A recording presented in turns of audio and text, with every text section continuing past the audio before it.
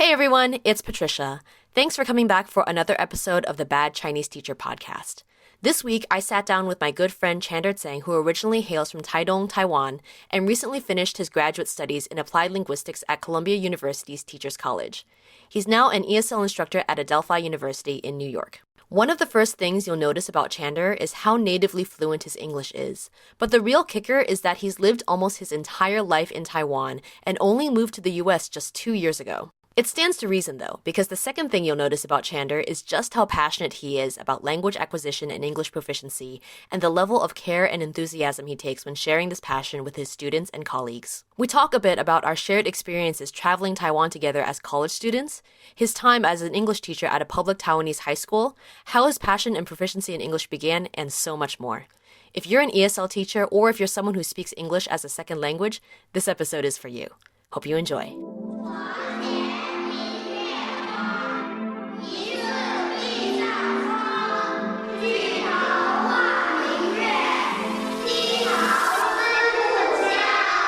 Hey everyone, I'm here with my friend Chander, not Chandler, which some of you might have thought because that's the character from Friends. And I want to ask Chander, how many times have people mistaken your name for Chandler instead of Chander? I don't even know. I think every single person who I meet for the first time, probably. And there's a funny backstory about that because originally it was Chandler. I'm not sure if Patricia actually. So what happens is, in English classes when you're very young, usually teachers will give you a list of English names for you to choose from. So I just picked Chandler out of the blue, but everybody had the trouble pronouncing the L in Chandler, and then so the teacher was like, "Oh, why don't you just drop the L and then you can have your own name?" And then at that time I didn't know what I meant, but I got Chander, and then that's the rest is history. That's amazing. Yeah. I love it just because it's so unexpected, but that is so you. This is my friend Chander Tseng, who is currently, what are you up to right now? I know you're in New York, but you just finished grad school, Yeah. but what are you up to right now in New York? So now I'm a full-time ESL teacher in Adelphi University in Long Island. I just started 3 months ago, and then yeah, so that's what I'm doing now. That's awesome. Was it always your goal to be working with college students? Yes, I would say so. I've been experiencing, we're exploring different audiences, different populations for ESL teaching and learning, and then I'm just more leaning towards adults. So I think this just lands perfect. That's so cool. I think that's so awesome because the fact that you're now teaching college students. So the thing is Chander and we met when we were in college, kind of, right? Yes, Yeah. So just for reference, Chander, where is home for you? I don't know if people can really tell based on your impeccable English, but where is home for you? you're too nice. I'm from Taiwan originally. I moved Mm. to the US 2 years ago, and then yeah, so Wow. Taiwan is my home. Yeah. Oh, wow. Okay. So you moved to the US 2 years ago for grad school, right? And where was Yes. that? That was at Teachers College, Columbia. Awesome. So we met in 2014 through a student conference, which was in Taiwan. So home for you, not home for me. But we met at a student conference called the Taiwan American Student Conference, which is basically like this 14 to 21 day kind of romp around Taiwan where there's American students and there's Taiwanese students. And it's basically this kind of intercollaborative effort. I had just finished college, and I had just graduated. But what year were you when you were at Task?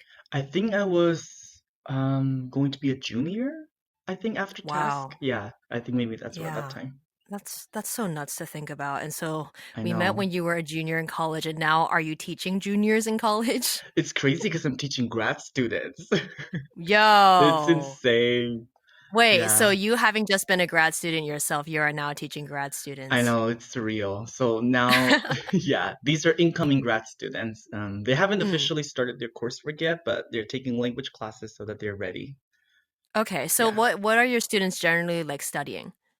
Most of them are in business related majors or programs. I do have a few who are in social work, computer science, and other programs as well. Okay, and so Yeah. they're mostly there for language?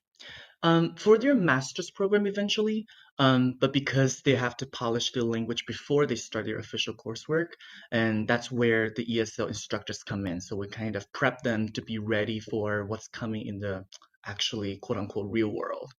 Oh, that's so Yeah, interesting. So your graduate degree was in linguistics, correct? Applied in in applied linguistics? linguistics, yes. Right. So can you tell me a little bit about like what was your field of study there and like what you were kind of nerding out in during your 2 years at TC? Yeah, of course. Or was it 1 year? Was it 1 year or 2 years? 2 years, yeah. 2 years, gotcha. All Yeah, right. feels too long. Mm, Um, tell me so about it. applied linguistics in my program, basically, we're just talking about application of whatever language research that people do, and mainly on language learning and teaching, assessment, and how people actually use language in real life. So based on the definition, it's pretty broad in general. It kind of just, it depends on which direction you want to go into. So a lot of this are language teachers or have education backgrounds. So we're more leaning towards how people acquire languages and how we can facilitate language learning so that we can help our students become better language users. That's awesome. So, Yeah.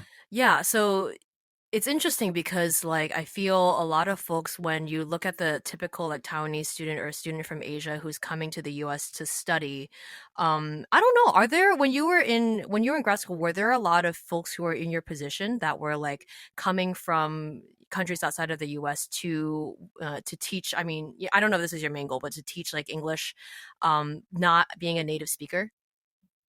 In my program in particular, because my program is affiliated with TESOL, which is Teaching English to Speakers of Other Languages. So a lot of us are non-native speakers coming in from abroad, and then most of us want to get that experience and knowledge and whatnot, and then go back to home countries to teach or go overseas to teach. So that's a pretty common phenomenon, I would say, in grad school, in my program, in my field in particular. And so you Yeah. said that a lot of folks like plan on going back home to teach, and so you clearly are not back home.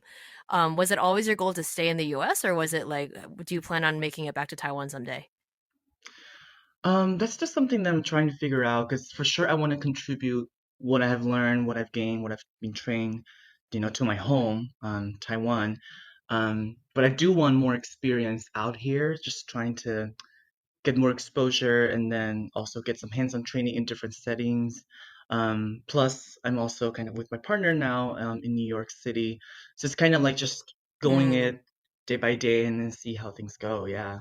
That's so interesting. I feel like a lot of like, I mean, I know my dad had the very same sentiment when he did his grad work in the US and then had always had this idea of giving back to the mother country, so to speak. And so, but the thing is like like you said, life kind of leads its own path and gets in the way and, shapes itself. And so that's Yeah. yeah, that's super cool that you have that in mind. I kind of want to walk back a little bit to task, Yeah, just of because we course. had mentioned Taiwan and we had mentioned kind of like the context under which we met. So, so once again, like task was this like student program, mostly undergrad students. Although I feel like during our year there were like a lot of grad students as well. So it was like a Yeah. really, really wide mix of ages. So I remember when I applied to Task, I was like having just graduated and I was like, I don't know what I'm doing with my life and I just want to go back to Taiwan, which is like Uh-huh. as shallow a reason as any.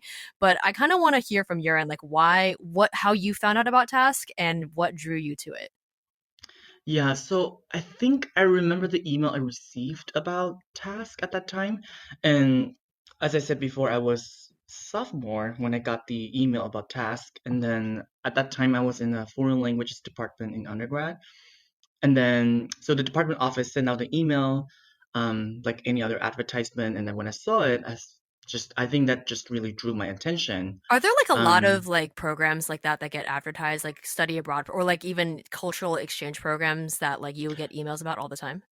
yeah, yeah, yeah. And Really? Hmm. yeah, I think so. I think I've got a lot of emails and then just, circulation of different programs, different events, which is super cool. So when I saw it, I think, yeah, this is just, what I've been wanting to get myself exposed to because I've always been interested in American culture and then I was in a foreign language department. And then I just really wanted a chance to really meet with American students and discuss and share ideas and just share our lives and experiences with them. So at that time, that really spoke to me. And then yeah, that happened. And I applied, and then I met Patricia there. Haha.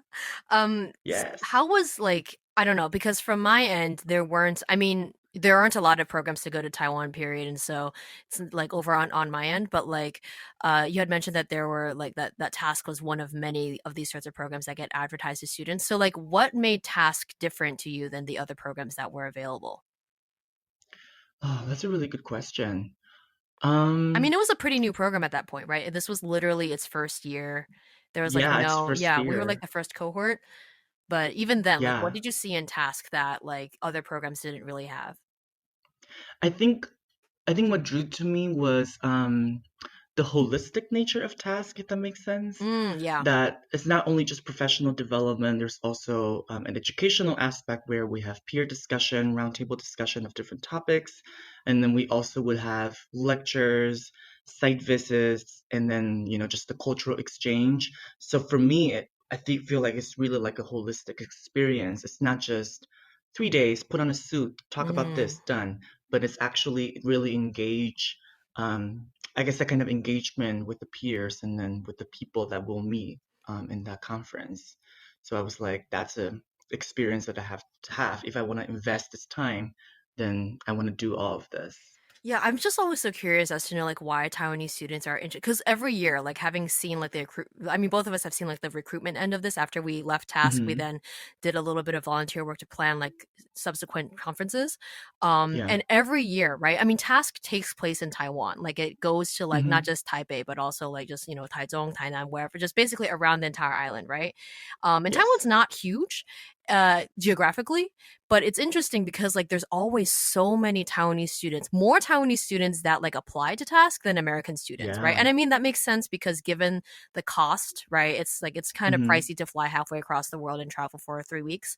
It Yeah. kind of does make sense that there aren't as many American students, but I'm just like always so blown away as to the number of Taiwanese students who would like take part of their summer just to like stay at home basically, you know what I mean? Like I can kind of see the Hmm. appeal if they're the ones going abroad, but like why do you think that Taiwanese students would be compelled to like do this program if it because like I feel like a lot of American students when they see this, like their main draw is like, ooh, I get to travel and see someplace new, but I don't know if like task really like presented new things to the Taiwanese delegates. Hmm.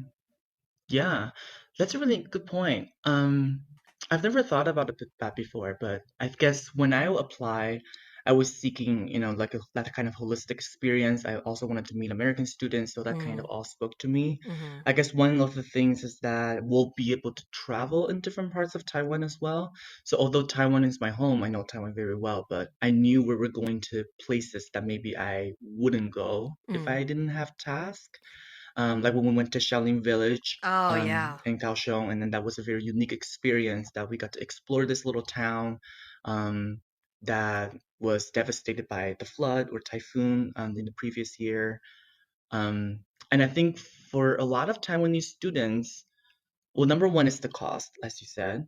And then they're also seeking professional development opportunities with their American counterparts or students. Right. And also, I think now the younger generation, as far as I know, is very eager to let Taiwan be seen.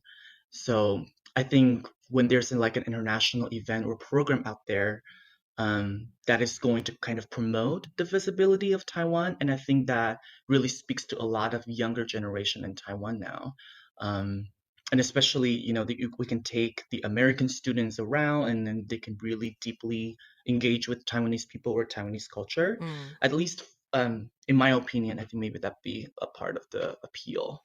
Yeah, I think one thing Yeah. that's always struck me, I mean, even as an ethnically like Taiwanese person, I think one thing that's always really struck me about Taiwanese people in general is that, and I've heard this from other people as well, like how excited Taiwanese people get when like other people know that Taiwan exists, which is Hmm. like really Yeah. depressing on if you think about it on one level, but it's also just really really heartwarming to see. Yeah, like you said, it's not just like old fogies who are just like, let me tell you about my war stories and how Taiwan was once great, but it's like young people who really have a real investment in promoting their home country because goodness knows Yeah. Taiwan needs it these days. I love that you mentioned Shaolin Village because that was one of those things that I think everyone on that trip like unanimously or or almost unanimously, like that is something that I think everyone still remembers. You know what I mean? But the Hmm. thing is, like, it was Yeah. one of those things on the itinerary that was kind of like, why would we do that? It's kind of like, it was like kind of in the middle, like in the countryside, like not in a Yeah. huge city. It was just like, and we didn't, there were like speakers who came, but it wasn't as if like it was like very large structured programs or anything. And we spent most of that Hmm. time working on the final forum project. So like at the end of the conference, like we're split up into groups, right, based on research area or like topical interest area. And we at the end of the conference, at the end of task, each group like does a project and submits a proposal, addressing a problem that can both be addressed by Taiwanese and American insights. And I remember that most of our time at Xiaoling Village was like spent working on that final form project, right? It was a lot of downtime Hmm. and it was a lot of just like working together.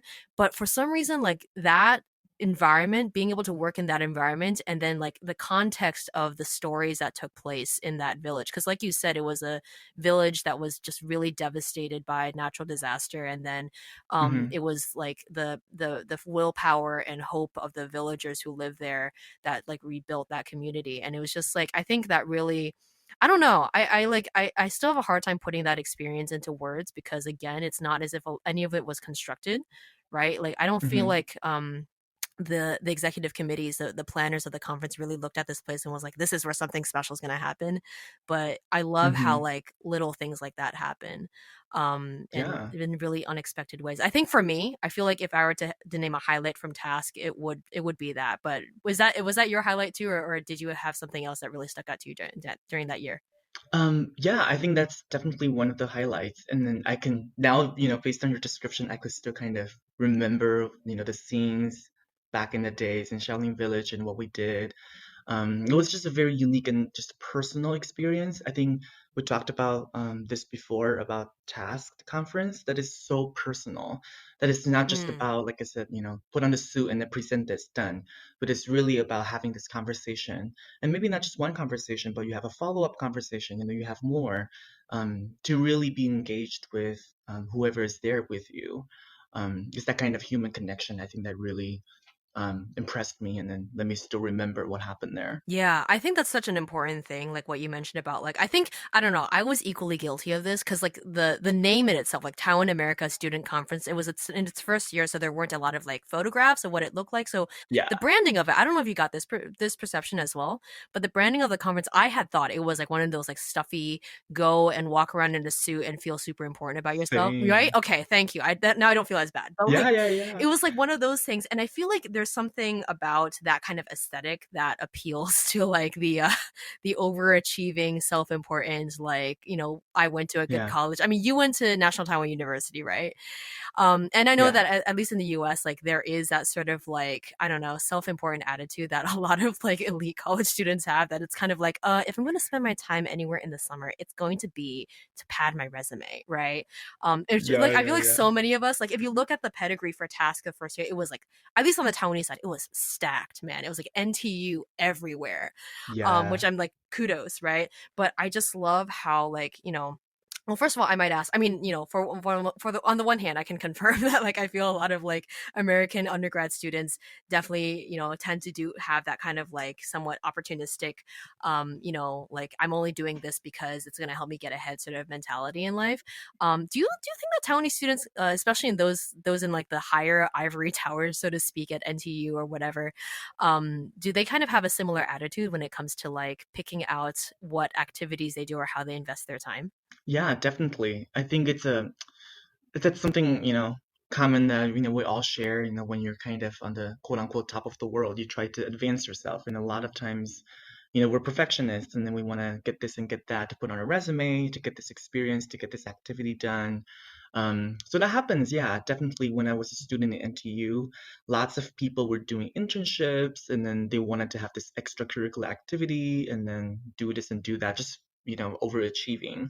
And I think a part of it was because um, when we were in high school, most of us in high school in Taiwan only focused on studying your academic studies and then your grades and all of that.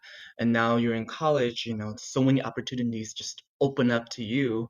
It's almost like you want to take every chance to do whatever you can do because you couldn't have you couldn't do that when you were in high school, if that makes sense. Just kind of like Yeah. trying to compensate what you missed, but then, you're overachieving yourself and sometimes, of course, you're overwhelming yourself as well. Yeah, Yeah. I think that's like I'm really glad that I mean I didn't get it until I was after I graduated, but honestly I was such a slacker in college anyway that ambition did not matter to me that much. But I'm glad that like task I always feel like task is kind of a Trojan horse in that way, right? Like Hmm. it does have that like pre-professional sort of experience to it. And you do get to meet with some very important people and ask some Yeah. really good questions and work with some really smart students. Yeah. But that personal touch to it I think is just really unique, and the fact that it's like so long I feel also like really contributes to the people who are there, people who are traveling together to really feel like a family. Hmm. I always say, and I feel like there are several like other American delegates who felt the same way after task, but that like it was kind of like even if, and a lot of us were Taiwanese American and at least Hmm. in that first cohort, Hmm. um a lot of us kind of felt that like prior to this we had gone to Taiwan a lot and we kind of got it like and we understood it and like we were familiar with it. I won't even say like we understood, we like were familiar with it because it Hmm. was through the lens of our families. And it was only after task that I at least felt like I could kind of feel like I could claim Taiwan for myself for the first time in my life, Hmm. right? And that like I could understand it not only because like we had done this experience that wasn't just like travel; it was like deep dive into Taiwan's current issues Hmm. and all of that. But also you just felt this sense of like camaraderie with actual Taiwanese people who were like your age Hmm. and like struggling with the same things and like wanted sort of the same things in life. And I just thought that was Yeah. just super special. Yeah, totally. Yeah. And then kind of going back to what you're saying, I just realized that I guess we have to mention that we met the current president Tsai Ing-wen during our year of conference as Right. well. Yo, I'm so glad you mentioned that because that's like the one like flex that we can all have. I She wasn't know. president yet, right? This was She 2014. wasn't. She was nah, she was like what did we call it? What was her claim to fame? That just like she had run for president at one point. Like what did we said? Or that she was the chair of the DPP. That was Yeah, what we and then had she said. was That the was her main claim to previous fame. presidential candidate at that time. Right, right, right. Yeah. Yeah. Yeah. So it was like a one time dude, do you remember this was in Taipei, right? Yeah. Yeah, and so I'm trying to like remember that it was like a very I felt it would feel it definitely felt like somewhat like a closed door sort of. She had her own like media people in the back of the room, Yeah, yeah, right? yeah. Do you remember that? Yeah. And Yeah, then she yeah, had yeah. like kind of like a prepared speech, but then we had the chance to ask questions. Yeah. Um, to be honest, do you really remember anything from her speech? Because I don't. It's been a long time. I feel like she probably said something about like how young people are the future because that's what every like global leader says. But like, do you like remember anything she said? I don't, I mean, now you mentioned young people. I think she talked about young people Oh probably. yes. But I was so fixated, like, just, at her English and then how she presented herself. And then, yeah, because I was a fan of her back then as well already. So it was just like a moment when I just was just admiring her. Mm. I probably should have paid more attention to the content, but Nah, we're just all like starstruck. Yeah. So like yeah, there's this great photo of her holding the task flag. I think there's probably like several copies of it floating out on the internet because it's like her one like big claim to fame, but she wasn't even yeah. Yeah, yeah, that's really cool to think about now yeah, the it's more that I surreal. yeah, yeah. Task, man. Yeah, so 5 years. I know, right? I feel that's like Yeah, one entire kindergartner since that experience doesn't seem that long ago, but it still exists. yeah. Task is now in its sixth year, and I think that applications are now open. So anyone who's a student should go apply and experience this for themselves because it's a really great time. Changed my life, and I'm Yes. sure it changed the lives of many, including Chander and our friends in many, many ways. So, yeah. So after Task, you were still in undergrad for 2 more years, and then after that, and I had started teaching after that because I had started my job about 2 months after I got back from Task. Yeah, exciting. Yeah, exciting, and here we are, 6 years later. So Right? you were finishing your undergrad at NTU, and did you like do so? What was your major in undergrad? So, the full name of the program was Foreign Languages and Literatures. So Okay. that was my major, and then because I was more interested in education and second language teaching, so I also did a separate certificate program for secondary school English teachers. Okay. So in doing that certificate, that would have made you like a certified teacher in Taiwan, right? Yeah, Or public exactly. school? So like Yes. where did you do your student teaching? So I did my student teaching in Xindian High School, so that's the south of Taipei Mm-hmm. area. Um, and then, so yeah, I did that after I finished my undergrad, and then I was teaching 12th graders for a semester. That's so tough because all I can imagine is like if you're in 12th grade, right? Like and you have this like brilliant teacher, Zheng Lao Shi, coming in and being like, "I'm here to change your life and make you love English." And then your students, I'm guessing, are probably like, "Excuse me, I'm going to college next year. I'm very stressed out right now. Please don't I bother me." know. Was it really like that?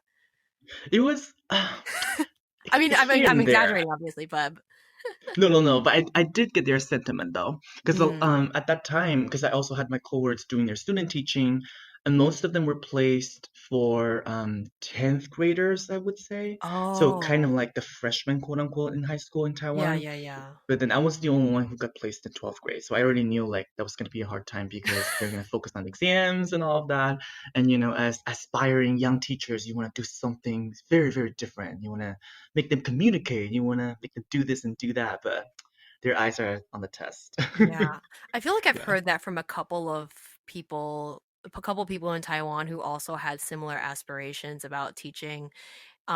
I'm sure this is shared by a lot of people, not just in Taiwan, but this kind of like somewhat idealized picture of what education ought to look like. And then like you get into the classroom, and in the case in Hmm. Taiwan, it's kind of like, especially for English, I imagine, it's kind of like English as a subject is more sort of like, and again, I'm overgeneralizing, but I'd imagine there are quite a few students who are just like, the only reason why I'm suffering through English is because it's on the college entrance exam and I gotta do good Hmm. on that, right?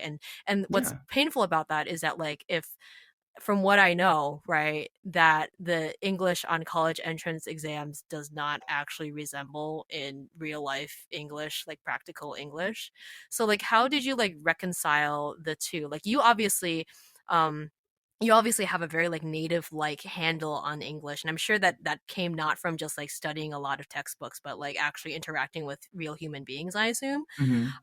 Whereas like, this other view on learning English is just like, let's learn grammar in a very mechanical, scientific way and memorize a lot of things and then take a test. How do you like reconcile those two like very different philosophies as a teacher, right? Because you know that like from your own personal experiences that like what worked best for you was not necessarily like just memorizing stuff out of a book, right? Hmm. Yeah. Oh, that's so tough. And then I think at that time I was trying to figure out a balance, but I was not sure how well I did it.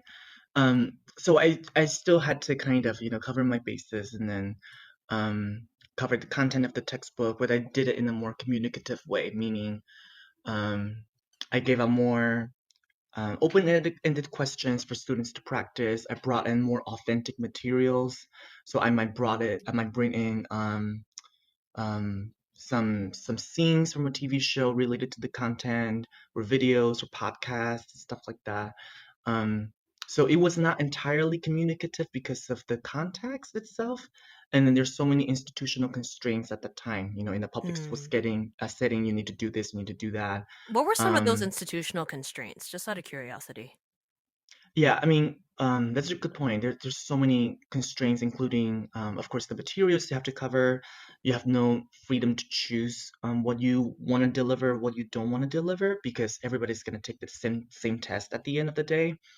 And then the progression of the lesson, because of the midterm date, and then the final date, the test dates, and other kind of just control over the schedule, that makes it pretty hard for us to have flexibility to kind of adjust the content and see if it fits.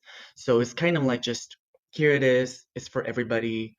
Some people will survive, some people will not, and then that's just kind of the nature Mm, of the classroom. And that's something that really still bothers me mm, sometimes because I believe that, everybody is different. Their learning style is different and their aptitude is different. Motivation is different. And there's just so many things that you cannot just expect everybody to get there. And you cannot, you know, entirely blame on the students like, oh, that's their fault if they don't catch up. I mean, of course, students should be held accountable. And I know that you can, share with that more. Um, yeah, yeah. I think no, what you're saying is like so. That is true. Yeah. I mean, I think I don't want to say that like it's as if Taiwan or like Asian education structure and American educational structure are like polar opposites and like one it's like yin and yang in a sense because I think there is some mhm, overlap in terms of what students struggle with and what teachers actively try to do. I think teachers overall, depending on their own like educational philosophy and maybe even depending like I don't know what era they grew up in or whatever, like what generation they Mm-hmm. are. I'm sure, you and I share a lot of things in common philosophically. But yeah, I mean, I'd be curious to know, like, if you had a student who was struggling with English, right? Um, is the approach in general, I mean, I don't, this isn't necessarily referring to like your classroom at that time in general, but like just in general, through, as your experiences through as a teacher or like as a student, when students struggle, um, who's like held accountable more? Like, is it kind of like if a student's struggling, it's kind of like, well, guess you have to work harder, or is it kind of like, let us figure out another way for you to understand this? What happens when a student struggles? I guess especially in a public school setting, if a student struggles in general, it's the student's responsibility. Hmm. um, and then, of course, as teachers, we want to help more, we want to provide more support. But at the same time, in the public school setting, they're so bombarded with other subjects as well, and there's just so many things going on.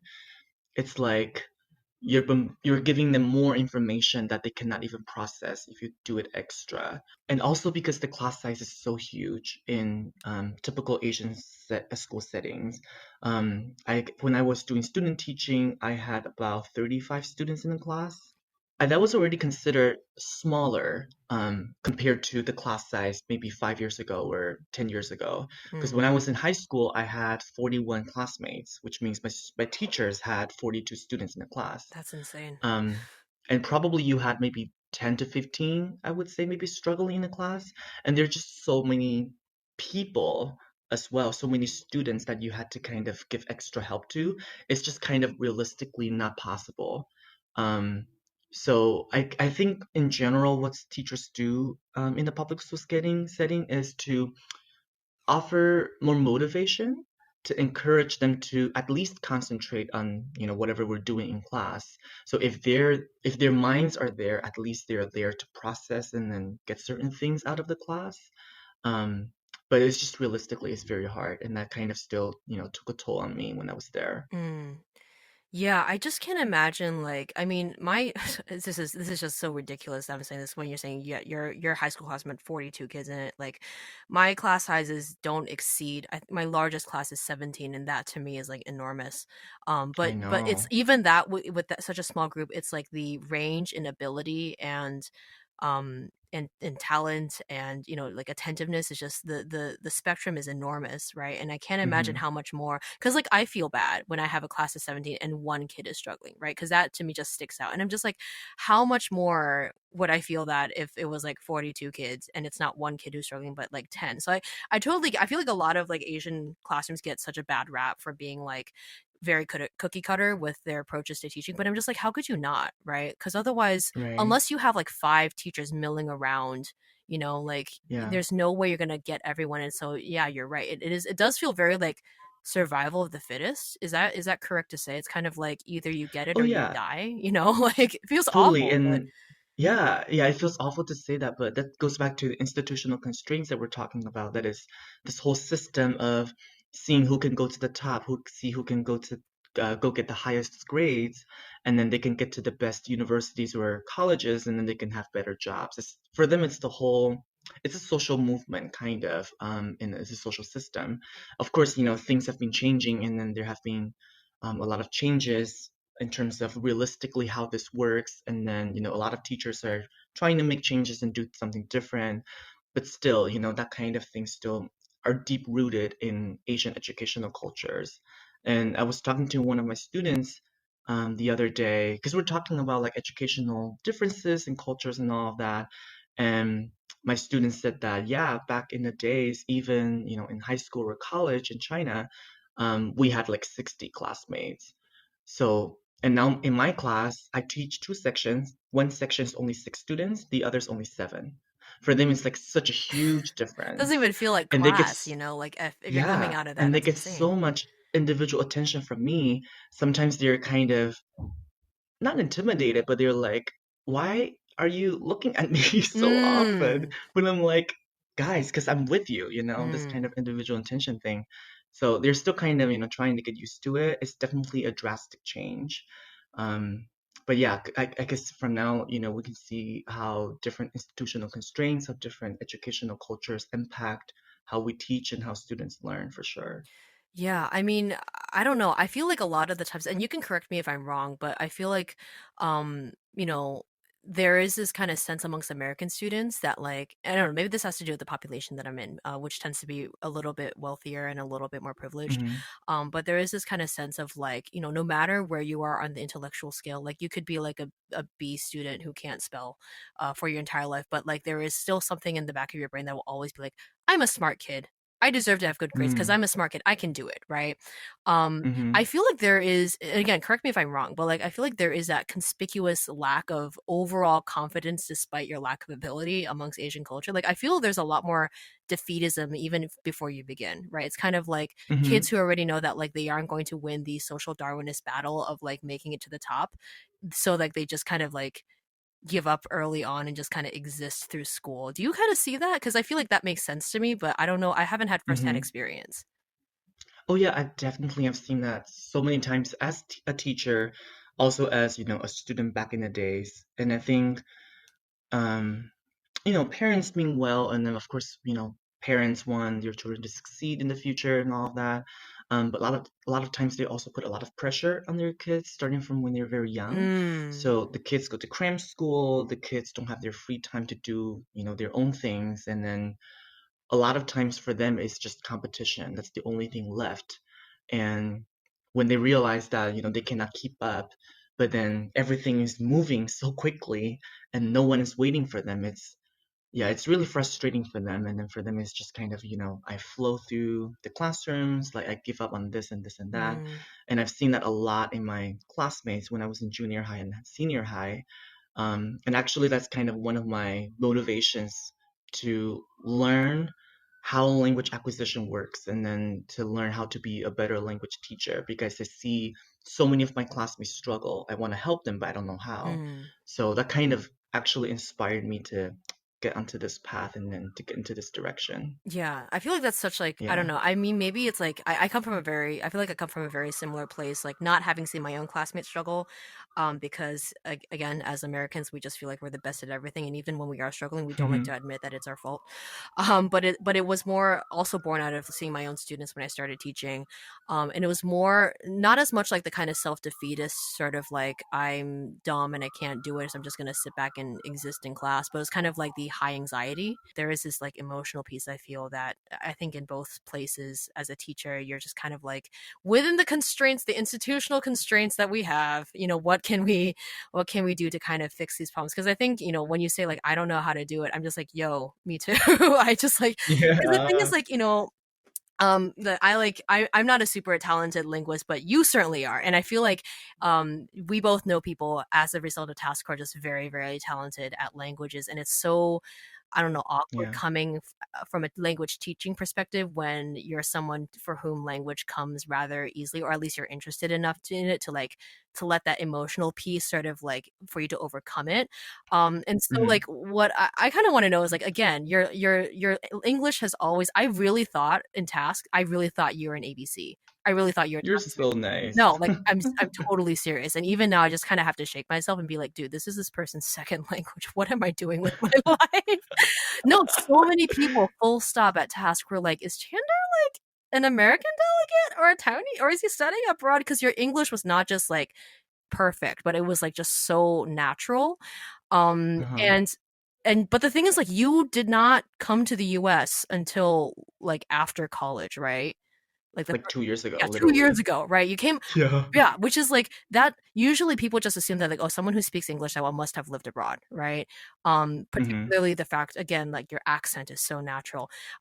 So tell the listeners want to know, man, how did you do it? Like how did you manage to sound like a full-blown like Disney Channel star from America without ever having left Taiwan? And the thing is like it's not even as if you grew up in where in Taiwan? I grew up in Taitung, which is like a small town in the east of Taiwan. Yeah, wow, it's crazy.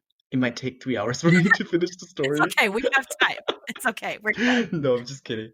But I'm glad you mentioned Disney Channel actually, because I was listening to Disney Channel, watching Disney Channel kind of every day since I was very, very young.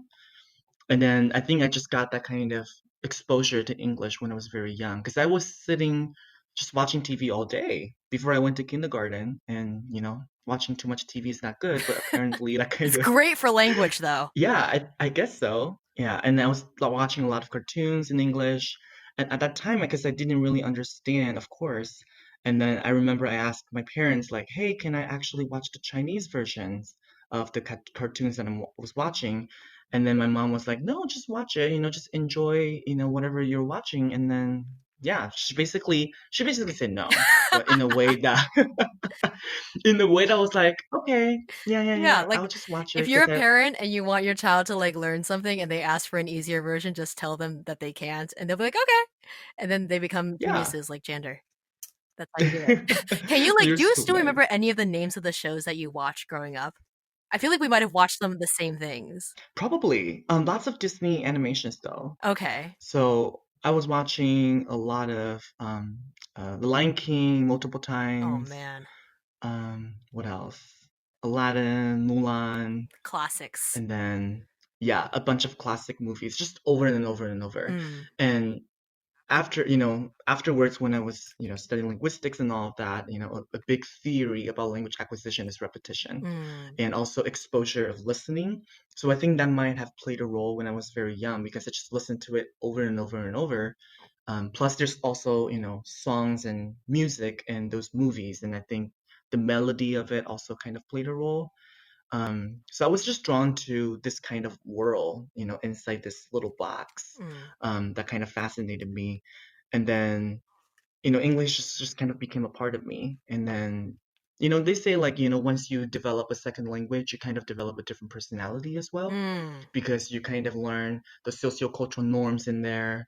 And then you kind of have a different voice, even. I feel like I have a different voice when I speak English. The thing is, like, I feel like we only speak in English. So the only time I feel like I've actually ever heard you speak Chinese is when you stayed over my house and you spoke to my parents, and I was like, oh, that's what Chander sounds like in Chinese. It doesn't really sound like Yeah. him. That's so nuts. No, Yeah. I so relate to that, and I keep telling my kids this because the thing is, like, they're super shy in Chinese, right? And Yeah. I'm just like, dude, when you learn a second language, especially if you're like bad at it, it's your one excuse to like be a very like flamboyant and loud and mouthy person and like have no filter, and people will be okay with that. I feel like Hmm. that's how I am in Chinese a little bit because I don't care as much. But like, what is Yeah. your personality like in Chinese versus English? Oh, wow. I feel I'm definitely more sassy than English. Which we love. Yeah. I mean, and I think that has a lot to do with the how I'm exposed to English. Because, Mm. before I moved, most of the time when I listen to English or watch English TV shows, of course they're like dramatic and all of that, in TV shows and movies, and a lot of, scenes where characters are being sassy or when they're fighting with each other. So I feel more comfortable fighting in English than in Chinese. It's easier to be confrontational in English. I guess so. Yeah. Yeah. No, I guess yeah, I kind of see that because you feel like, I don't know. I mean, I feel the same way, but I feel like my, again, lack of filter and willingness to be more confrontational is really born out of like, I don't really fully understand social norm. Like, I Hmm. dream for the day that I gain social awareness in Chinese because I feel like I still lack social awareness when I'm speaking in Chinese, and so like I feel like I come across as being an incredibly socially inappropriate person sometimes, and I just don't know, Hmm. but I don't really I care. You see. know what I mean? And so I think that makes it Yeah, yeah, easier to yeah. like fight with people if you need to, because you just care less. But that's so awesome. I mean, I don't know. I just so you basically, from what you're telling me, you basically fell in love with English before you even went to school, which Yeah. makes sense, right? Because I guess if we're talking about like the institutional constrictions of language study in Taiwan, you fell in love with English before school ruined you, basically. But how did that translate into like from like I like to watch Disney movies to I'm going to make this a career now? Where did that point come in where you decided that? Wow. That's such a big question, but I always think about these things actually here and there because I still try to, kind of piece my life together to see, how I got here. And I think one of the points was, as I mentioned earlier, kind of seeing my classmates struggle. And then, in high school, because my English was better than other people in class usually, so I was kind of assigned as the TA in class, if that makes sense. Mm-hmm. So I would help out with those behind, if necessary, or they would come to me for questions. And then that's when I started to realize that why I can get this, but you can't. Not in a demeaning way, but in a way that I'm just genuinely curious, Right. like Why is this why. clicking for me, but it's not clicking for you for some reason? How do we make it Yeah, click for you? exactly. Yeah, gotcha. Yeah, so I tried my best in my way to explain or to demonstrate, to show whatever is going on that we're learning. But, as we said before, a lot of times in the textbook is the dry grammar or something that's very rule-based. So even though I explain it, they get it, but they're not able to process it, and the next time they will still make the same mistake. So it's got that kind of cycle that really, kept us in, including me as well, that made me realize that I really want to know how this works. And that's kind of got me into this linguistics and language teaching world. I got to learn how people acquire languages, what are the mechanisms behind them. And, a lot of times when I learn the theories or frameworks in class, they really speak to me because they actually correspond to how I learn English Mm. when I was very young, and also how my classmates learn English in school and how and why that doesn't work in a lot of ways. Um, of course, they're literate in English, but they're not able to communicate in a way that's, efficient or necessarily comprehensible. So that kind of got me into that world, and then seeing how I can actually help people in a way that I find meaningful, if that makes sense. Mm. And now I just really enjoy the aspect of empowerment in this career that we have, that is to really empower people to have a voice, especially in my case in ESL, so that they can function in the target language environment in the US in particular. Mm. That's really encouraging to hear because I feel like, again, like, I mean, you've been in the language learning and teaching world since undergrad, right? And I feel like Yeah. even, I mean, I haven't, I feel like you've spent much more time in that field than I have because I just really only started after I graduated. But I feel like once you step into like what that actually looks like, it's easy to like, I think anyone on the planet who has ever been to school can be like, Hmm. people, students struggle and I wish there was a way to help them not struggle. I feel like, a lot of people have that sense of it, but like once you step into like the nitty gritty of it, it's really easy, at least from my perspective, to be like super discouraged and be like, man, Hmm. this is never going to work. And Totally. I'm just so like, I don't know, I just find you so refreshing because like you seem to always have that optimism about especially with English in Taiwan or in Asia in general, just because Hmm. like English has, there's so many people who like literally fear English because number one, like English studies is so ubiquitous, right? Like English is not just like a foreign language that's optional. Like in the US, right? We have the wonderful Yeah. privilege of assuming that everyone in the world speaks the same language as us, so we don't ever have to learn a second language, which is like a really great way to approach life in the world. But so as a result, it's not as if like people put language study in the forefront of their minds. But like in Asia, Hmm. you see all these people who like have some relationship with English, and it's either like it ranges from either like pretty okay to like straight up it has ruined my life. People who like have Yeah. this like pathological fear of English, so to speak. And so yeah, I mean, I just commend you for still being willing to take that because I do feel like that again, the institutional obstacles are so great. But to Yeah. be able to do that, I think what's interesting is that you mentioned that when you are thinking of strategies of how to make English more comprehensible and better to learn, better palatable for more palatable for students. You said something about how you think about how you learned English, right? And I think what's interesting about the Hmm. both of us is that you're making a career out of teaching your second language, and I'm also making a career teaching my second language. And so usually when it comes to like language, people have this expectation that teachers ought to be native speakers, right? I know that at least in the US, I mean, this is changing now, and I feel like some of the best Chinese teachers out there that I've learned from are not native speakers. But Hmm. there definitely exists this like, slight bias. It's not slight, it's a big bias against like, Yeah. if Yeah. you're Yeah. not a For native sure. speaker, it's like, what are you even doing here? Like Hmm. there's Yeah. definitely like, Not this qualified already. exactly, right? It's kind of like, like if you can't fulfill this basic tenet of being a teacher, why are you even trying? Have you? I imagine the landscape looks a little bit different in Taiwan, if only because like I feel a lot of English teachers in classrooms there are like, because again, there you require such a deep understanding of why English is being taught in the first place in the classroom, which is, to be honest, a lot of the times for testing. Um, so I imagine, and also because English is so ubiquitous as a subject. But like, have you ever seen kind of that like bias of like, not being a native speaker of English, and yet you're like, but I'm an English teacher, and not only that, I teach other people how to teach English, so to speak. Have you ever faced that kind of dilemma? Oh yeah, absolutely. And then I Great.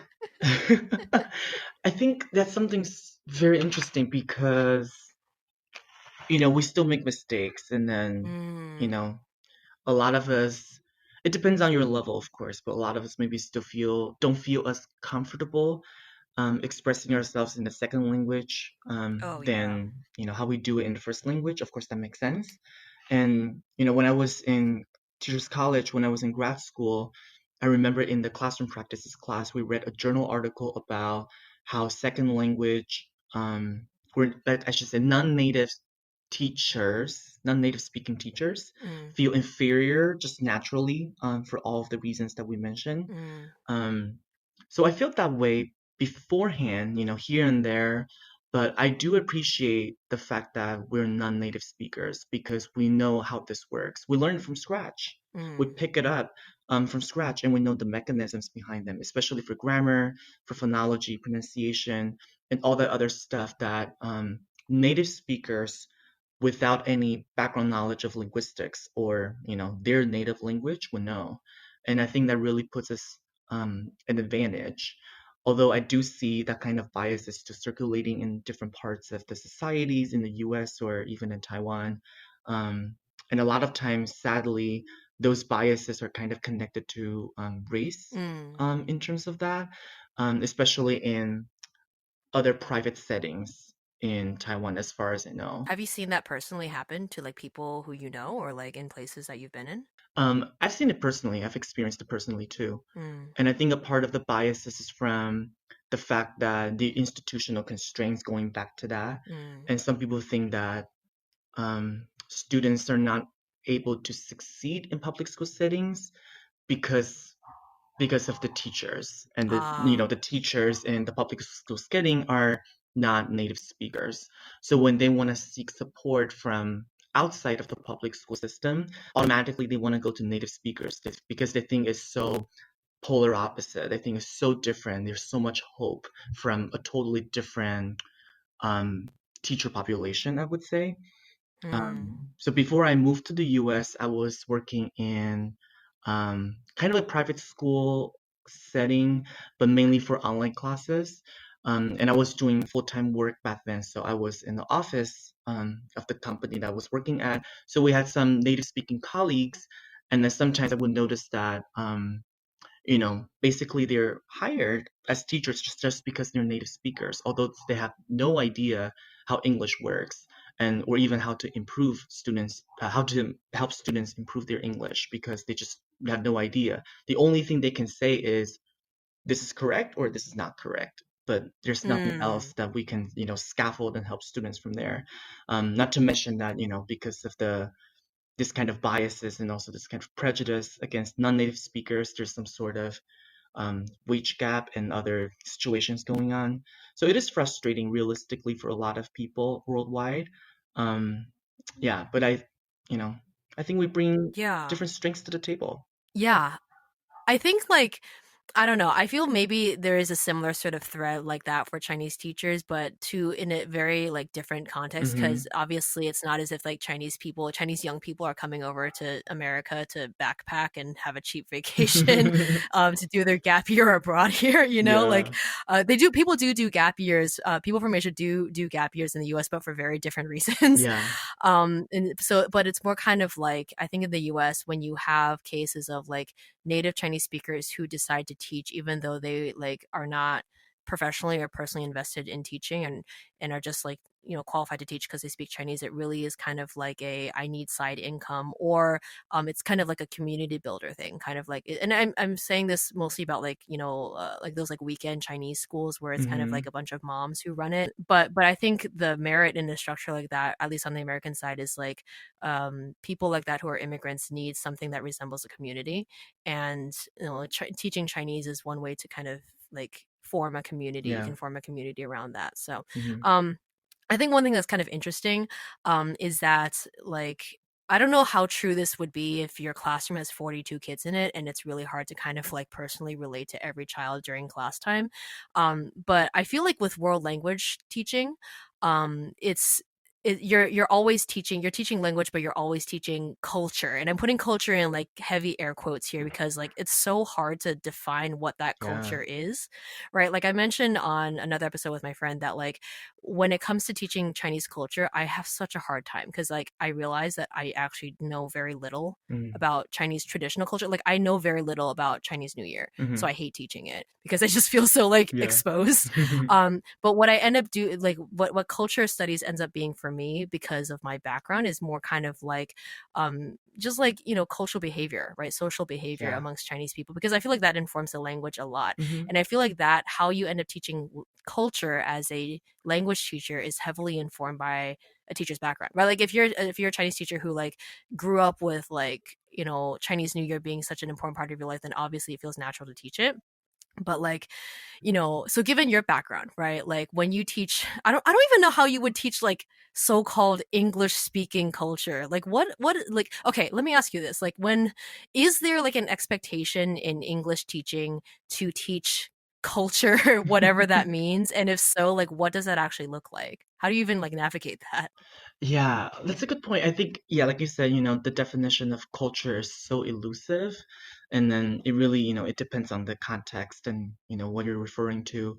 I guess if we look at the public school setting in Taiwan again, I think for English speaking culture, very superficially is like holidays, like Halloween, But like Thanksgiving. whose holidays? Like is it like American holidays, or like do you like talk about Boxing Day like in Canada? Like whose Yeah, holidays? that's another good point because, All of them? Like yeah, well, mainly still like the US holidays because gotcha. in Taiwan the English education that they impose on is sort of derived from American English, was based on American Mm, English. So I would say back in Taiwan that would be sort of the definition of culture, English speaking culture, if teachers want to introduce that kind of culture to students. Here I find it rather more interesting because I feel like whenever I teach culture here in the US, it's more about the daily socio-cultural things that happen on the street, like cultures of greetings and how people make conversations, small talks, that kind of culture. Um, so I guess, it depends on, of course, where you are and also the purpose of the courses and all of that.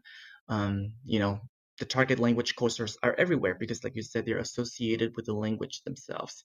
And I think a lot of times that's what really makes students excited and motivated. And I like to see, the sparks in their eyes when they learn something new about a target language culture that didn't know before. And that's something I mm, tried to incorporate when I was in the high school setting, when I tried to bring in something different that I didn't know before, like almost like trivia, for them to mm. be like, oh wow, like that I didn't know. That's something interesting about the US that I'm kind of trying to get to know more about, to kind of spark their curiosity. It's not just about the rule, it's not just about the grammar, but how people use it in their own context. Yeah, I find myself like I totally agree with what you're saying, and I feel like a lot of the times I try not to like be, well no, I try not to, and yet I still do a lot of it, but like I try not to be too like, I want to try to not be as meta about like Yeah, nerding out on grammar in front of my students, because I feel like they're probably not as excited about this as I am, same, and we yeah. should probably be, you know what I I mean? Like, know. but one of the things, right? Like, I don't know, like effective teaching strategies does not include me like going on and on about like why this radical appears in 70 different characters and how they're all interrelated, blah, blah, blah, right? Yeah. But I feel like some of the best moments in my class, as far as Chinese is concerned, is like, I've always said that Chinese is really illogical sometimes. It just like, it doesn't make sense if from in many ways, but Hmm. it doesn't also that doesn't mean that it's like unreasonable, or just like not worth learning. Because and I always parallel it with like, well, Chinese doesn't make much sense, but neither does English, Hmm. right? And I love being able to draw those parallels.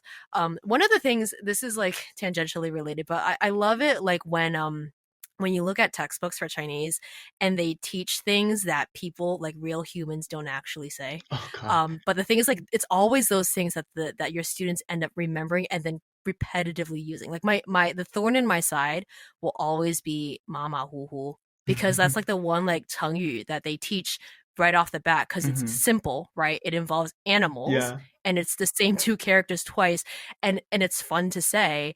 And the worst part is that they always define it as like okay, right? Like I'm Hmm. feeling Hmm. okay, right? 你今天怎么样? Oh, well, 马马虎虎. And I'm like, no one says that, Just over. okay? Yeah. No Yeah. one says right. No one says that. So like, so that will always be a thorn in my side because like people who study Chinese, people who like don't study Chinese and somehow pick it up and think that that's a legitimate phrase. Have you ever encountered like circumstances like that? I feel like there's a bunch of examples like that, like how like no one says ni hao ma, like that's not a thing either. Hmm. To like greet people. Even ni hao is not really like that much of a greeting in Chinese. But like, Yeah. have you encountered cases where people like pick up pieces of English that are like grammatically correct, but also like not things that real humans say? Oh yeah, definitely. Especially, in the English as a foreign language context where English is not used in daily life. And a lot of times if students don't really seek resources outside, like when I did when I was a student, the only English they will get is from the textbook. And the textbook is usually not as authentic, of course, as the Of English in real course. life. And that happens, I Mm, think, in foreign language textbooks everywhere, I think. I yeah. can't really think of an example right now, but there are definitely times when I explicitly told my students, do not remember this, although it's on the textbook. Please don't learn this, Yeah, right? please don't learn this. One example I can think of right now is a phrase called thank you for your listening. Oh my gosh. That's not even grammatically Does that ring a correct. bell though? No, I've never heard that before in my life. Okay, that's good Thank because I've heard like thank you for listening, but like thank you for your listening? oh yeah, Like and that phrase as is what? is very common in Taiwan English in the You're textbook. kidding. Yeah, no, I'm not kidding. And then they say Oh my after your gosh. presentation, after you share, you say thank you for your listening. And I said, kids, Oh that's not no. right.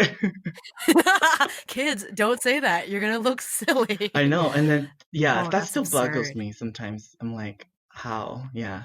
Oh my gosh. One of the things that I keep seeing too is, and I've seen this in Hong Kong, which I'm just like, has usually been my gold standard of like Chinese and English coexisting in perfect harmony. Hmm. But like, I remember going to IKEA in Hong Kong and they did that thing where it was like, welcome to, I don't know, welcome to put your shopping carts here or something. The welcome to, Yeah. 欢迎你, blah, blah, blah. And I'm like, welcome is not a verb in this sense. It drives me up a wall. Cause the thing is like, you totally understand like why they say that. Yeah. And like the thing is there's no like good way to say that in English unless you totally like reconfigure the sentence, right? The Hmm. idea of like, please do this. You would end up saying like, please do this, which sounds totally different from like, we welcome you. You are invited. Maybe that's it. Like you are invited to put your shopping carts here, which Yeah. doesn't sound quite as snappy when you're like putting it on a sign somewhere. But that I think that's like that English mishap will always be one of my least favorites, but one of the most ubiquitous. The other one being the I'm fine, thank you, and you. I feel like Oh that's a little yeah. older. Have you heard that joke where it's kind of like the person who like drives their car into a ditch and then is stuck there, and then like some person shouts down the ditch. They see the person who's in the car, and the person shouts down into the ditch. They're like, "How are you?" And the person shouts back up from the car, "I'm fine, thank you, and you." That's so And then the guy funny. just drives away, and then the person in the car dies. Like Oh God. that's so like I don't know if they still do that, and I really hope they don't. But I feel like if Chinese textbooks in English speaking countries are still teaching "ni hao ma" as a legitimate Hmm. greeting, then they probably are still teaching "I'm fine, thank you, and you" as Hmm. like a legitimate greeting in English. Yeah, I have a feeling that is still there. And then, Oh although we gosh. mentioned that, repetitions are very helpful for language learning, especially for remembering or, using chunks and phrases in conversations or in real life, language use. But that's also a danger of repetition. If you repeated too many times out of context, it becomes automatic, but automatic in the way that is not appropriate. And Mm. yeah, so that's a funny story because my partner actually learned a semester of Chinese when he was in Taiwan. Oh yeah. Yeah, but then that didn't turn out very good. Well, there's so many factors into it. We can have another episode just about him. Right. But one phrase that he still remembers from his Chinese class is 我喜欢游泳. I like swimming. And that's the Okay. only thing he can say. And then and It's the most. whenever he wants to show off, or when when we were in Taiwan, whenever he wanted to connect with a local Taiwanese person, Oh he would no. just say 我喜欢游泳. I like swimming to everybody. That's hilarious. Yeah. Wait, but like why that though? Why 我喜欢游泳? That's Does the he actually thing. like to That's the swim? thing. I tried to ask him, but I think he has PTSD from his class, so he was like, Not "Stop asking uncommon. me." Yeah, Oh but my that god. was really really interesting because from a linguistics perspective, that shows the power of repetition or automation. Mm. But just it's so interesting out of context, and then, I mean, at least we know one thing about him, that he likes swimming. I'm sure, like, I'm glad that it's actually true. Like, I'm, Yeah, that is I'm sure that, like, at least the one thing he can say in Chinese is like actually somewhat like not totally like. that is Oh my true. gosh, that's so That funny. is true. You had mentioned in like the outline that we wrote that you said that there are many irregular or like weird things that happen in every language, and I agree. I think that Chinese is very weird, and I also Yeah. think English is very weird. Um, and the phrase that I've adopted when my with my kids, especially my younger kids, when they ask like, but why isn't it like this? Why can't you say 我是好? It's is. Yeah. Instead of just saying that like, well, is can only be used when you're connecting nouns and talking about someone's like like identity, because they're in sixth grade and they don't know what the word identity is. Like I just tell them Chinese and English are different, and that's all, right? And I Yeah. feel like in that sense I kind of like sort of wipe off the discussion on the weird irregularities um and that common nature, which I feel is okay with like younger kids. But with older kids, right, I feel like, there's two realities. Number one, they're older, which is a good reality because that means they can understand some of my nerdy grammar stuff, Mm. linguistic stuff. But on the other hand, I know that for a lot of them, it's not as if like 100% of them are all going to study Chinese in college and become fluent, right? Yeah. And so if that's the case, I'd rather have them walk away with skills, if at the very least, to like learn another language if they want to. So it becomes more kind of like a lesson on how to learn language rather than a lesson on how to learn Chinese. But like, Hmm. but I haven't been able to figure that out really, to be able to like kind of explain those like hard to explain things, right? Yeah. Like, do you just go straight into like like well, this is the linguistic theory behind it, or do you like, how do you explain that in a way that doesn't overwhelm and is actually useful to your students? Yeah, I'm still trying to figure that out, the balance of it. And then, you know, um, they say, well, in language or acquisition theory, they say that kids are definitely at an advantage of acquiring a second language because they're like Mm, sponges. They just absorb yep. whatever you give them, and then that's kind of how I learned English, and that's probably how you learn Chinese as well. Mm, But adult learners are also at an advantage because they have explicit metacognitive skills to process things. And so a lot yeah. of times we know that adult learners, well, not even adult, but like teenagers as well, they want to compartmentalize information and then kind of process, those pieces of information about the target language in a systematic way. But as we all know, language is weird. So there's just so much irregularity in that. So when I teach, I do want to kind of systemize and then compartmentalize things for my students so that's easier to process. But there's certain things when I just have to be like, there are always exceptions. In a language, if there are rules, there are always exceptions. And it depends on the audiences I have. If this semester I happen to have a section where they're all Chinese speakers, and then that's when I can pull in kind of the corresponding linguistic point in Mandarin Chinese, and I can be like, this is the example in Chinese, and then you would think this is weird, right? You would think this is irregular, and then a learner of Chinese would feel the same way. Just kind of Mm, relate them to something that they know, and then to make them feel like I'm not alone in this. Every language is weird, and then this is just something I have to deal with. I guess that's kind of how I approach that in terms of the mindset of the students. But I also don't want to be too meta-linguistic. So sometimes I kind of avoid the topic if I can. That's true. Yeah, I think one thing that I kind of had to reckon for myself was this idea that, at least for my students, a lot of them were very like plug and play about anything that they're not just like language, but like kind of like give me the formula and Mm-hmm. tell me how to operate it, and then if I plug in the numbers correctly, then I'll get the right answer, right? Um, and I think with like a lot of languages that, I don't know, have conjugation and rules, you could actually do that, right? Like if you just had an entire quiz on like conjugate these verbs, Mm-hmm. like, conjugate verbs in Spanish, and you just conjugate them, instant 100, right? And I'm just like, the only place where that mentality works with Chinese, I feel, is like character writing, which Mm-hmm. I'm just like, it's like if conjugating verbs in Spanish is like at a level 1, like the equivalent, that like the fact that the equivalent in Chinese is learning to write characters from memory, Mm-hmm. it feels like such an unfair comparison, you know what I mean? Yeah. Like if that's like the only straightforward thing that we have to compare, it's just like that's not even fair. Yeah. So that, on top of the fact that, like, Chinese grammar, though it is systematic, it also feels very like, Chinese grammar is whatever Chinese people decided was correct grammar, and that's what we have, and it just feels, it's just a feeling like it's a very feely language a lot of the time. Mm-hmm. But yeah, it's such a delicate balance between like trying to reveal the system behind it, because you do want to use that to your advantage, especially with people who do have that metacognitive ability. Mm-hmm. Um, but also, like, I don't know, I feel like and I feel like this is such a high school thing, because, like,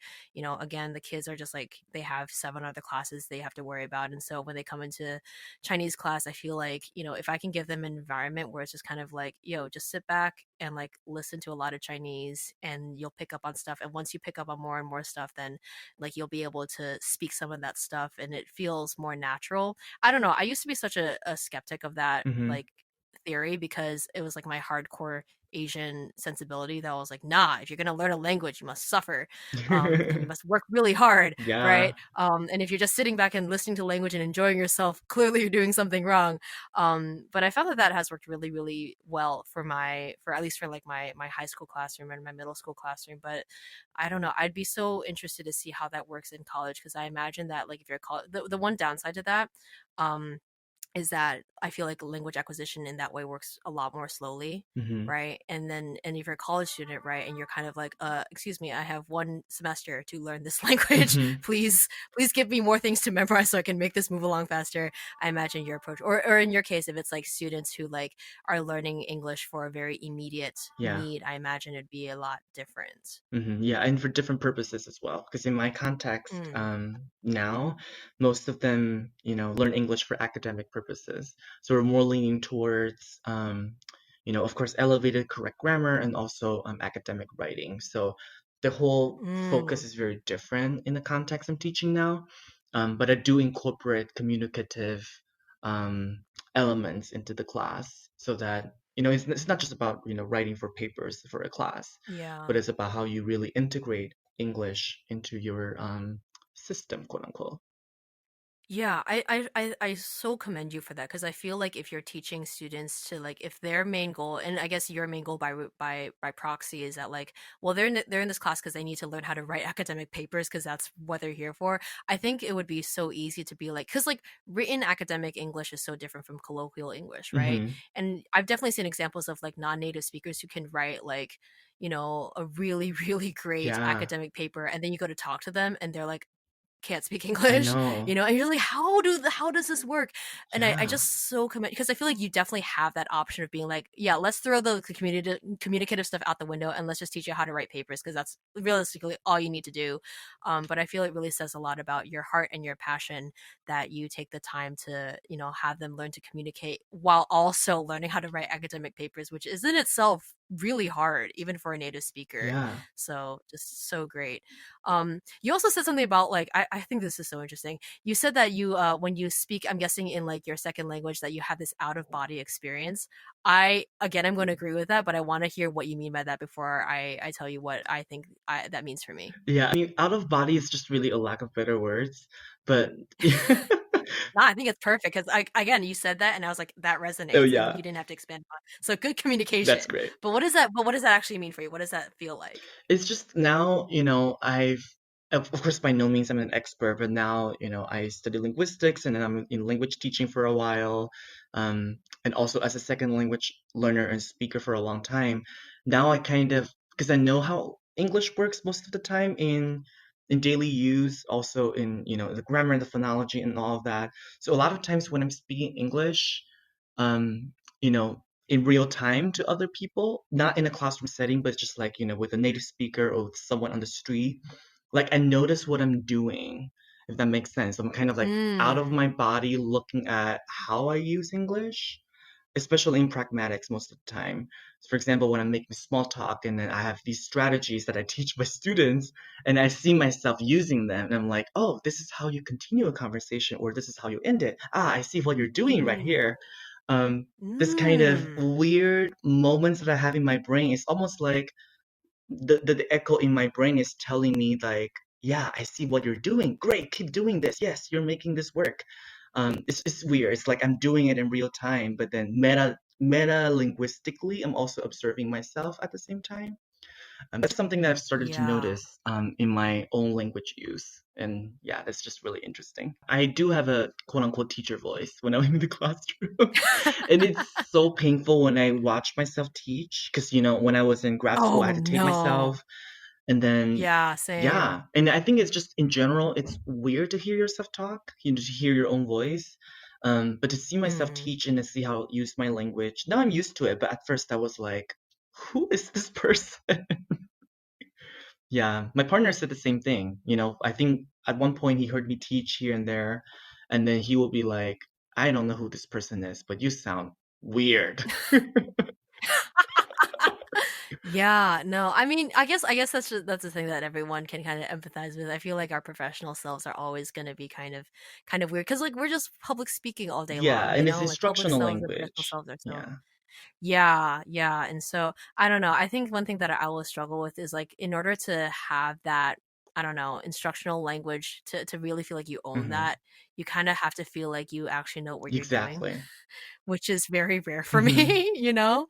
Yeah, I mean, same, if I were going to teach Chinese, I would feel so, incompetent and not, ready Oh to, my gosh. share whatever I know about Chinese because I don't know a lot. And what's interesting is, the things I know about Chinese as a language, whether it's grammar, phonology, or whatnot, actually is from a non-native speaker who's my professor in National Taiwan University, Karen Zhong. Oh my Yeah, so goodness. she, Okay, please talk about her because I love her and I've never met her, but please please tell everyone how great she She is is so because great. she's She's great. my mentor in National Taiwan University. She is an English native speaker, but she's so invested in Chinese culture and language. And so she's been living in Taiwan for more than 20 years, I believe, almost 30 years. And then she specializes in phonology and linguistics in particular, for English and also Chinese. And she's just so motivated that you wouldn't recognize that she's a non-native speaker. She speaks just like every regular Taiwanese person you would meet on the street. And, because that's her second language, so she really understands how this language works. So she's a really, really competent, brilliant bilingual in both languages, of course. So in class, she would share a lot of things that she knows about Chinese, but actually we native speakers don't. And then, one Mm. reason, of course, is, she learned it explicitly, but for us, we just picked it up when we were young. And then she said that's the beauty of learning and using a second language. That is, you don't take it for granted because you learn it from scratch, you polish it, you keep it up, you really invest your time and effort into it, and now you can use it almost like a native speaker. For her, it's like a really, an achievement that she has, and then that kind of joy that she has as well, and also when she shares the things that native speakers don't, that's really really fun. Anyway, so I just learned a lot from her, a lot about, of course, about English, but also about Chinese in particular. Yeah, I think I totally agree because like again, she's lived in Taiwan for 30 years and you don't make that kind of investment without really knowing your stuff, right? And I think what's so funny is that like um multilingualism, being bilingual or whatever, is such a commodity but it's a commodity these days in the sense that's kind of like you should be able to be fluent in multiple language and also have a real job. You know what I mean? And so I'm sure that a lot of Mm-hmm. people who are listening to this are like listening to Chandler and being like, yo, you could like do business and make like a bajillion dollars because you're English and you're Chinese, you're fluent, perfectly fluent in both. So why are you not doing that and instead like becoming a teacher, the most beguiled of professions? But I think Yeah. it boils down to that passion and that like what you're interested in and what you want to reform. I think matters a lot more. And I think with Karen, I mean, you had mentioned her a whole bunch of times, and I was just like, oh yeah, she seems cool. But it didn't really click for me until I found this TED talk that she did. And I was like, oh, Mm-hmm. that Karen Chung. And I was Yeah. listening to this and I was like hypnotized by her because it was like her thing was on like pronunciation, right? And how important it was for like Yes. Chinese learners, Chinese non-native speakers to like care about pronunciation and vis-a-vis that like English learners should also care about their pronunciation. It's not just about like getting the words out, but it's just her eye for detail. Like she cares about that stuff so much. And the thing is like it's not just like she's picky about it. She's like, I'm picky about it, and also here's the best way to learn it without having to kill yourself. Her echo method is Mm-hmm. still something that I do for myself with Chinese. um Yeah. like And I used to do that when I took a class in undergrad. And I think a part of the reason, why I sound the way that I sound now, a big part of it, goes to her. mhm. I really give credits to her because she really, put me, onto another level in terms of my English, no matter it's accent or just English proficiency in general. Um, yeah, so check that out. Karen Jung, she's really amazing. Yeah, I'm gonna definitely link that TEDx talk in the show notes as well as maybe her entire website because it's like amazing. Yeah. But yeah, that dedication to detail and like I mean again I'm saying that and also again I think it's and I'm sure you know this, it's so easy to idealize the language classroom. Because there's just so many like bells and whistles that and so many ways you can delve into the details, and then you actually start teaching and you're just like there's so many other Yeah. things, like there's so many the institutional obstacles, as Mm-hmm. well as like things like at least on my end like student anxiety and the fact that my kids are taking like 3 AP classes while Mm. taking my seemingly Yeah. non-consequential class, and I'm just like how do we keep things reasonable. But I think Chander, you're like living proof of how language learning is such like a lifelong process. I think that's one thing that as like you taught high school and now you're teaching grad students, so people who are still like fairly early along in life, Mm-hmm. me with grade school kids, and it's just like I feel like there is this inherent pressure. Maybe it is because of like acquisition theory and the fact that like you need to learn all your language while your brain is still soft and mushy before you're like you grow hard and cold and unable to learn anything. But I think like it's important, and Karen I'm sure also is a testament to this, is that like language is just such an ongoing process, and it Yeah. really what matters more is not your brain plasticity but like Mm-hmm. how much you care about Exactly. learning and later on the details. But yeah, this has been so great, man. I've been just like I feel like every time like we get together, we have I feel so much in common just in parallel universes. Yeah, totally. And it's just really great, and I love that you as a human exist because number one you're proof that like you can acquire a language without having to kill yourself. Like you can do it from just sheer love and interest as a 4-year-old watching Disney movies, and then as long as you persist it will come to you, but also that drive to want to make that experience available and accessible for everyone, which I don't know, I think that's just such a worthy educational goal, and I'm just really excited to see where life leads you next, because I think you're going Yeah. to do awesome things. So Thank you so much. I really appreciate it. For sure, I believe I'll come back to the show to, talk about languages again, having my linguistic nerdy side come out. So yeah, this won't be the last time you hear from me, I believe. awesome. Yeah, no, I hope so. All right. So thank you so much for coming, and thank you for chatting about all the things that we both love in life. Thank you so much for your time. Yeah, thank you, Patricia. Thank you, everyone. Hey everyone. Thanks again for listening to another episode of the Bad Chinese Teacher podcast. I really hope you enjoyed this episode as much as I did. If you liked it, please share it with a friend who might like it as well and spread the love. If you haven't already, please subscribe to this podcast on wherever it is you listen to podcasts, whether that be Apple Podcasts, Spotify, Stitcher, or even YouTube. We're on there too.